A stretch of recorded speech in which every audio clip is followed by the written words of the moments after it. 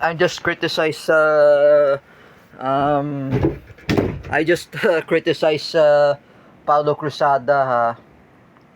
Paulo Cruzada, even for Mark Cruz, both of you, please don't be such manipulative. Just remember, just like I said before, it's Ramadan already. It's a celebration of the Shia Muslims and Sunni Muslims. We have to be showing good. For me, I like to be showing a good and learning how to be change themselves. For both of you, Paulo Cruzada, Mark Cruz, enough about nonsense. Even I say again, Paulo Cruzada, for what you did to Sophia Ahmad Sultan after you harassed Teacher May, after harassing Teacher Marisa, Teacher Lendel, Teacher Jessa.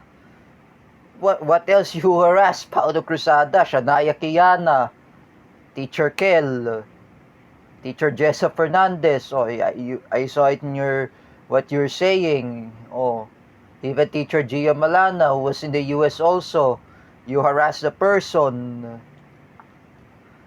And everyone, you harassing them. Even Mina Sucho, Indrita Ziri, Lorraine Shook, and Teacher May. You harass them. Paulo Cruzada, you should be ashamed of yourself. For example, just like I said before, if Teacher May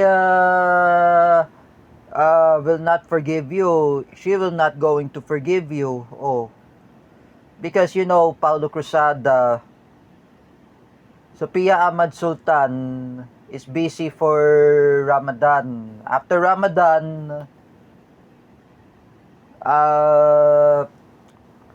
she is going to file the subpoena.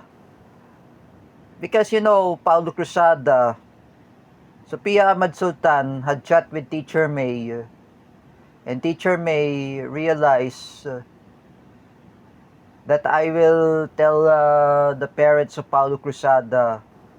That's what she said before in the words in Tagalog. Susumbong ko to sa magulang ni Paulo Cruzada. Pag nakita ko yung subpoena ni laban kay Paulo Cruzada about the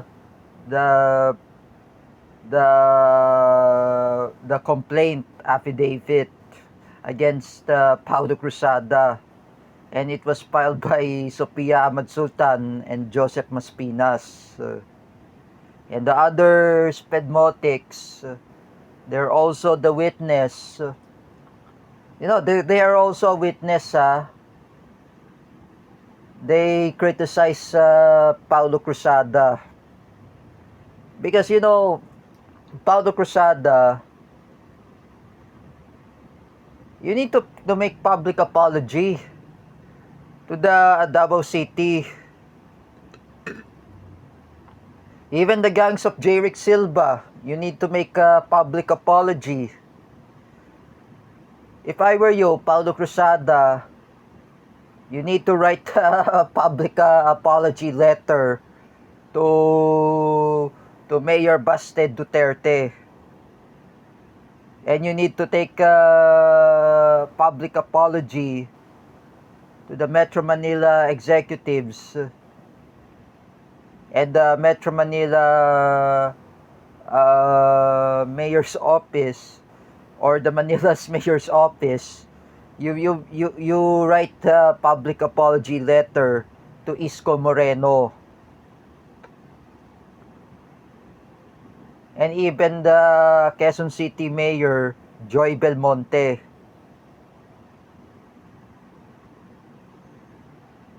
It's not really good to make a bomb joke, Paulo Cruzada. If you make bomb joke here in Caloocan, at least you did not mention the place that I lived at.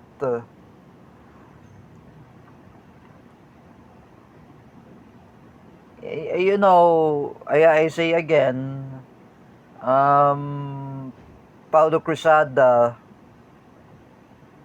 you need to stop what you're doing. Even for you, Mark Cruz,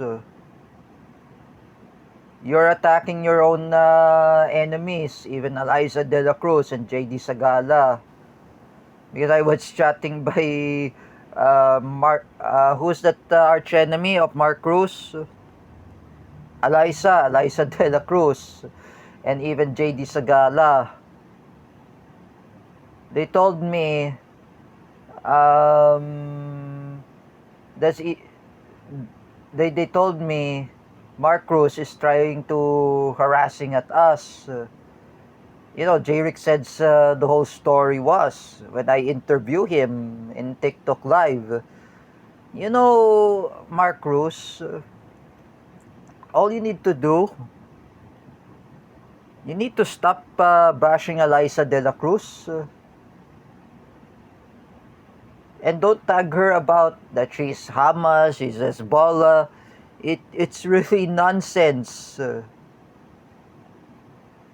Oh, make a public apology to Eliza De La Cruz. Not even just that. I remember Jondan Ramirez who's saying uh, an insult to Islam, and he's making what is that Jondan Ramirez is saying about uh,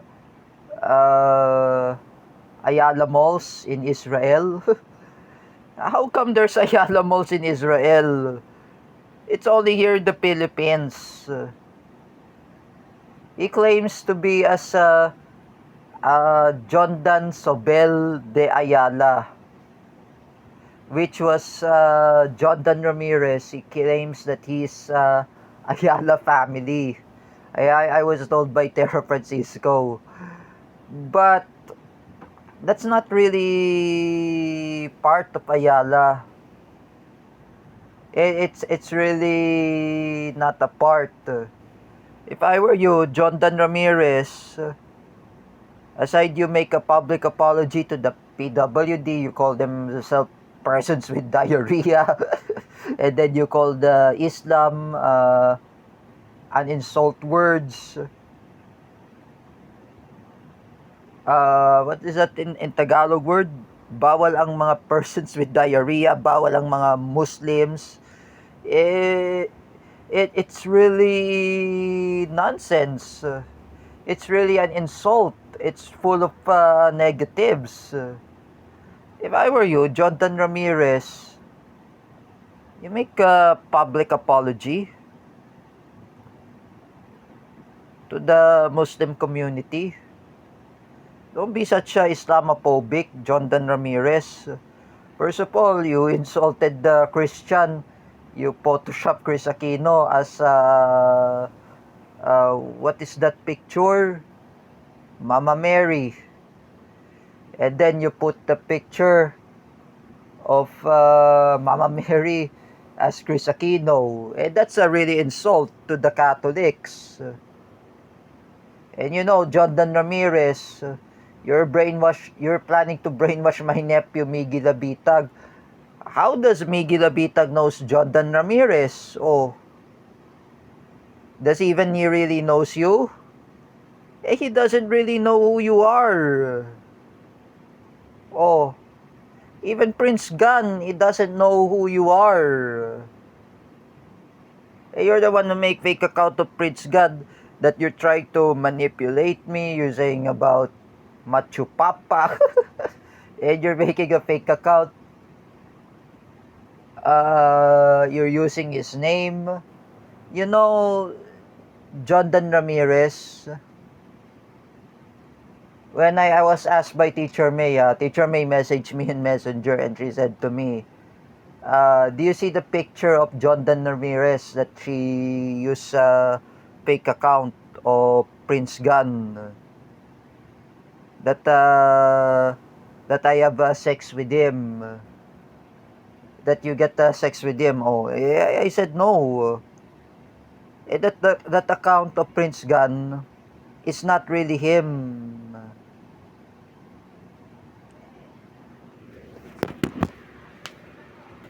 What? Ah, that's fine.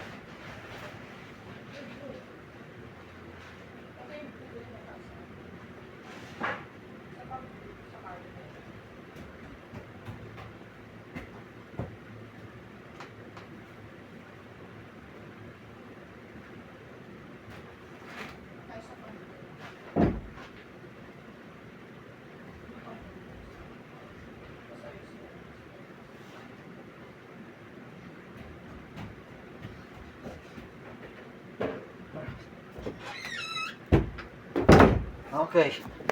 At least I just make the video. You know, Jonathan Ramirez. You should not make fake account of Prince Gun.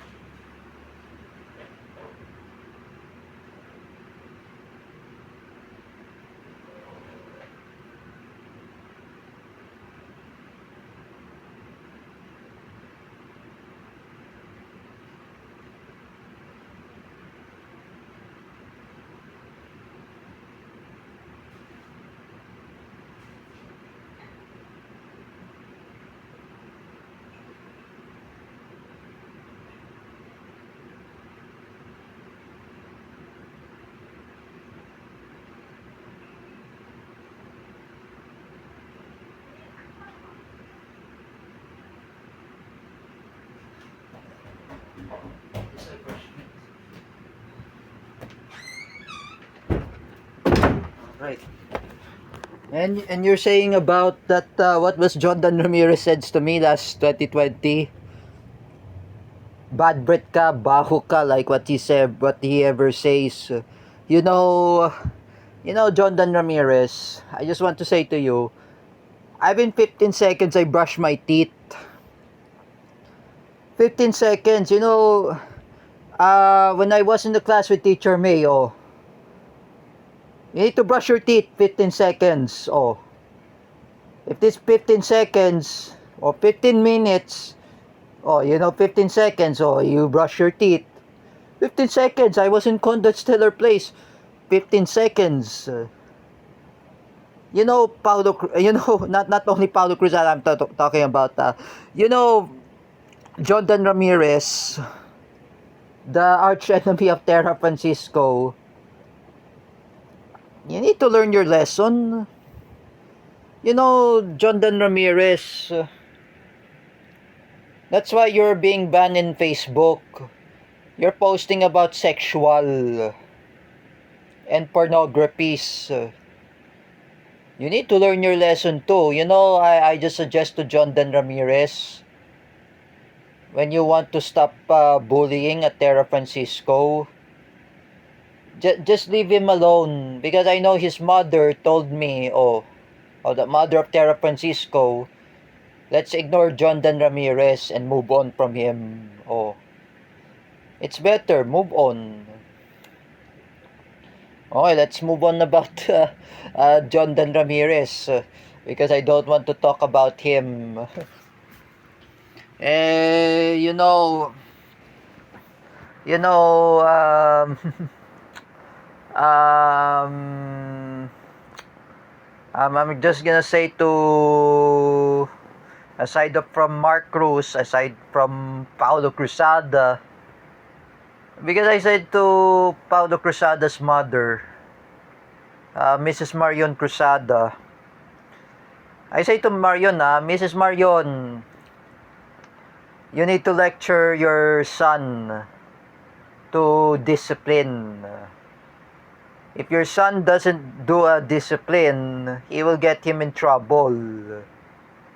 I say again to Paulo Cruzada, you should learn your lesson too. You should learn your lesson for what you did to Teacher May, and you calling her i-hostage ko si Teacher May, even Lorraine shook that she was vice president of the Carousel production and close friends with Ramon Monsoon.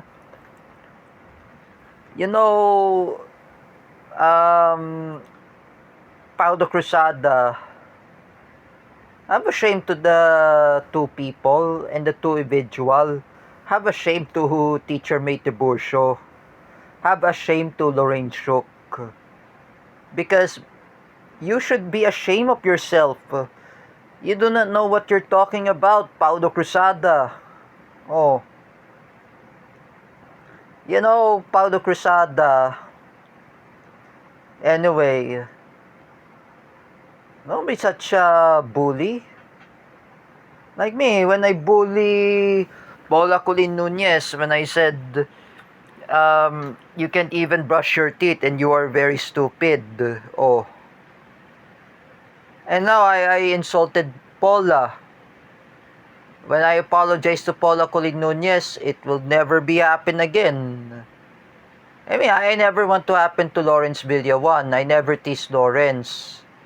Lawrence Villawan, we are friends. I told to Lawrence he wants to buy what is it?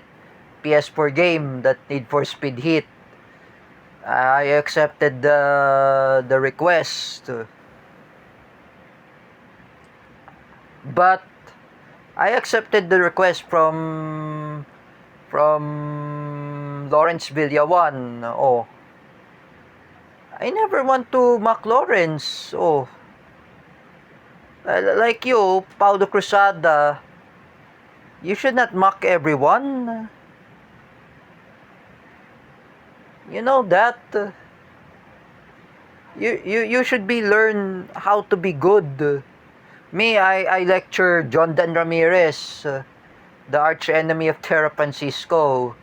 I lecture him how to be good in social media, how to be responsible in social media, like Facebook, even Messenger.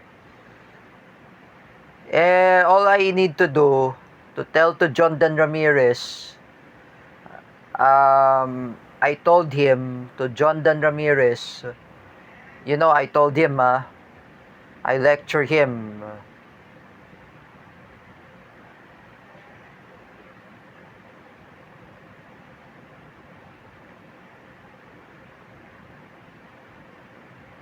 He has to do more, be responsible in social media. Just like that. It will never be happen again. I say to Jondan Ramirez, don't be such a bully.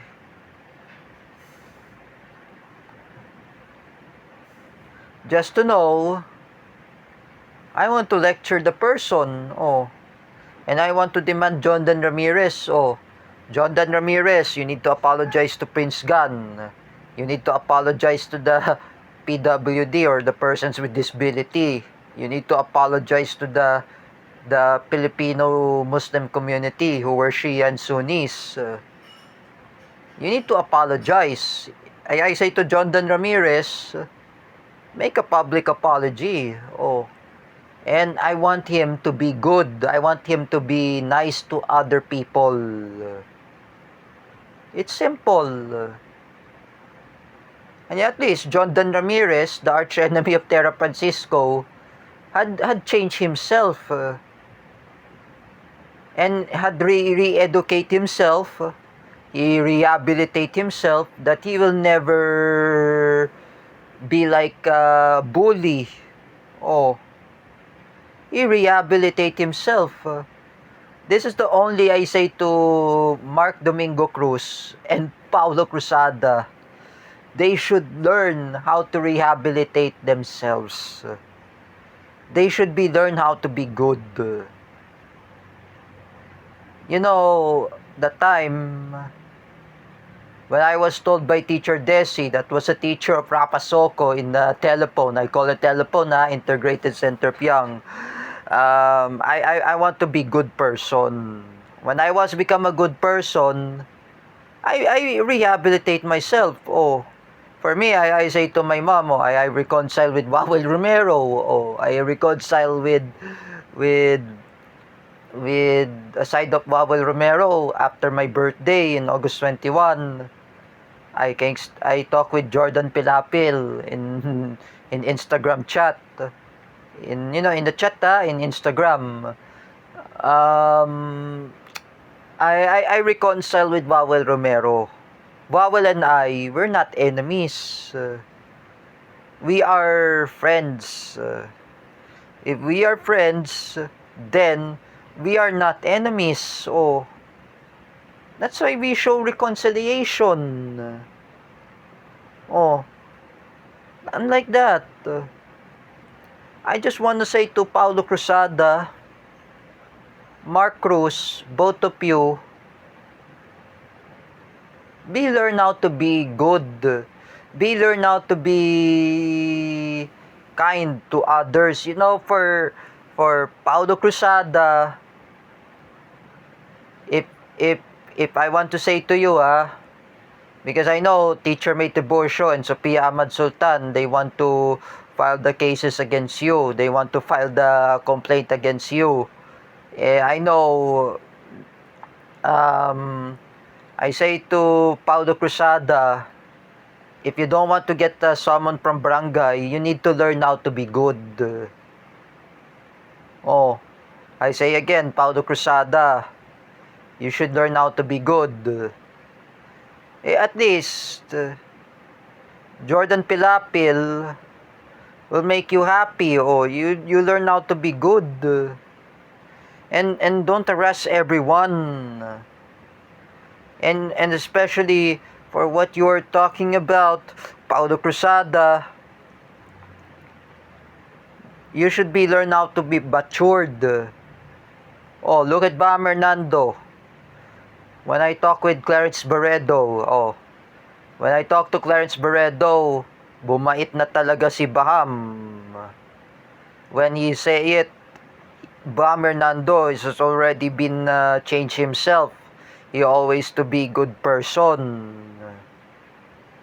He always to be good. And he never be act like himself a bully.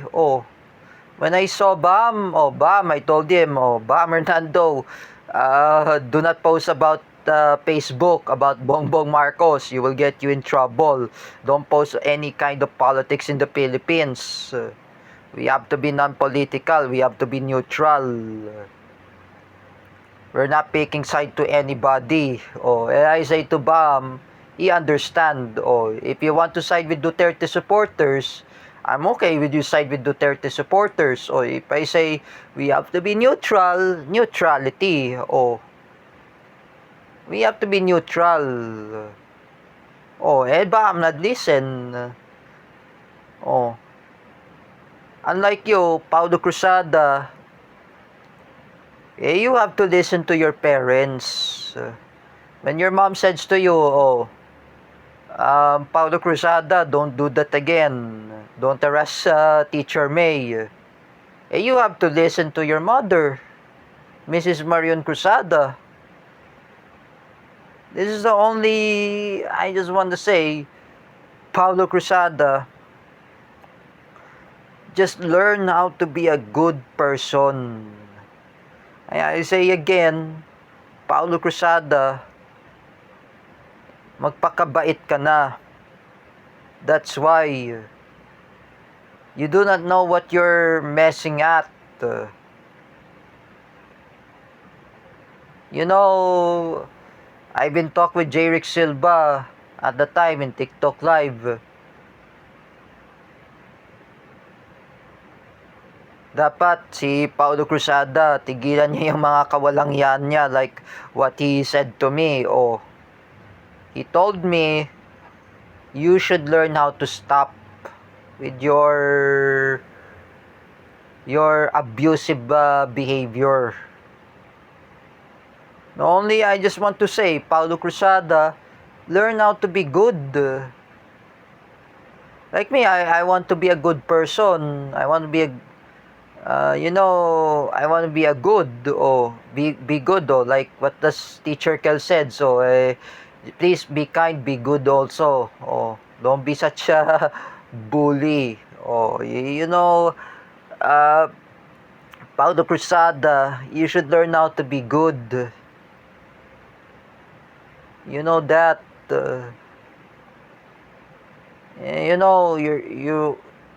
I was asking by Bruce Altavas. That was his brother, Patrick Altavas. I was told by Bruce, so why does Paulo Cruzada is attacking the former teachers? It's EDIFI. Even that I know is Teacher May, Tiburcio, or I know who's that? Teacher Marisa. He attacks everyone. At least he knows Teacher Jessa, he knows Teacher Lendel. I was told by Bruce Altabas. I told him, Paulo Cruzada, he will learn his lesson too. He will be lectured. And Paulo Cruzada, do not harass everyone. I say again, Paulo Cruzada, Teacher May is always staring at you. She always, like I said, may malasakit yan si Teacher May. Teacher May Tiburcio is just like Ate Marisol Siaco, the mother of Paulo Siaco. She always caring. Because, Teacher May has a nephew, Rafael, even her niece, Isabella, who was, who were graduated in Ateneo and even Miriam College. But I have no comment about her nephew, about her niece, so I did not say congratulations to them. Because, Paulo Cruzada, do not harass Teacher May. The only you could care yourself, your family. Me, I say again, Paulo Cruzada, I just remove Teacher May in my arch enemy list. That I say again, that Teacher May Tiburcio, she is a diehard Duterte supporter, that she is not a Marcos loyalist. Because I know Teacher May has her own opinion, that she is a Duterte supporter. because I talked with Jeric, that not Jeric Silva, Jeric, the one of my friend, the Kakampink, who was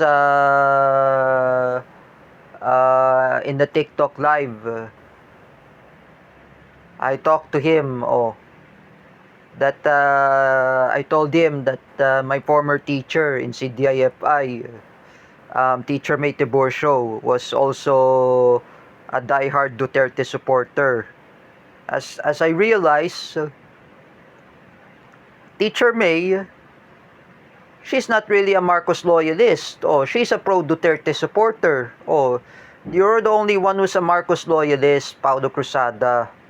You're the one who making a manipulative, even bully. You're saying about ako ang ISIS ng bayan, and you're saying about you love ISIS, or you say you want to make a bomb joke in all over the world, even over in the Philippines, even in Metro Manila, in Quezon City. You know, you should be ashamed of yourself. If I were you, Paulo Cruzada, don't do that to Teacher May. Because I know she is very kind at you. She is very kind at us.